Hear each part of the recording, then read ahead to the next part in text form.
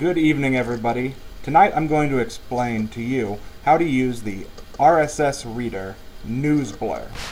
Now, a lot of you might be wondering how you would use something like this and what the value would be.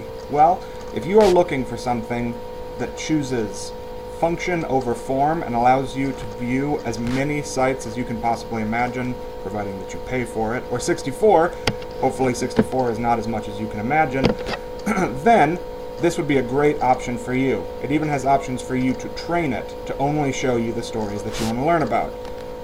However, we don't have a whole lot of time, so I'm going to show you how to pick a site to add to your feed, how to put it in a folder, and how to share that over Twitter.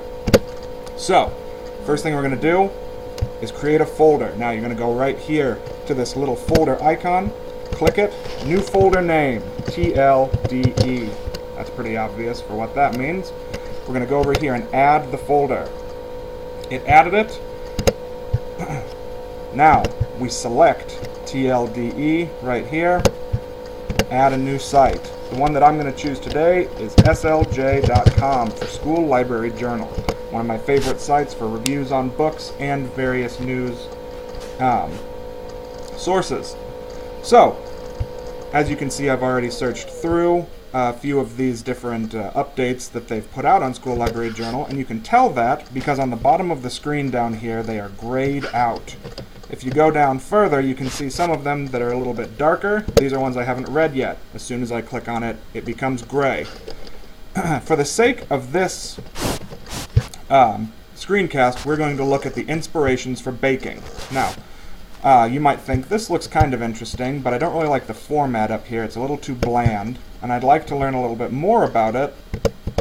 How would I do that? Well, if you double-click right down here, then it takes you immediately to the School Library Journal website and gives you the article itself. You can scroll here in this top box, read everything about Baking Day at Grandma's, Tyler Makes a Birthday Cake, whatever it has on this page. The same goes for every other entry they have on this feed down at the bottom.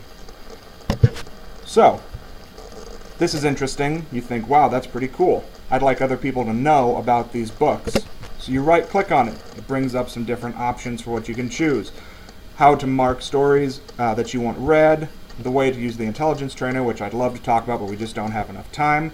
Today we're going to worry about sharing.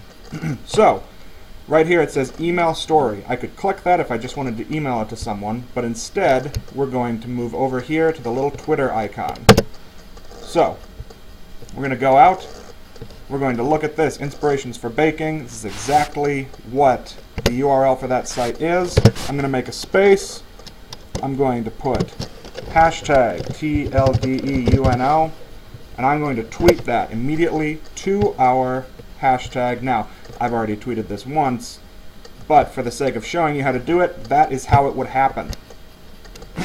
So, we can click right back up here, go back to our Newsblur account, and now I have a handy little folder over here with a drop down. I can mark the entire folder as read. I can do anything that I want with the folder, and it will always have the School Library Journal website entered into it.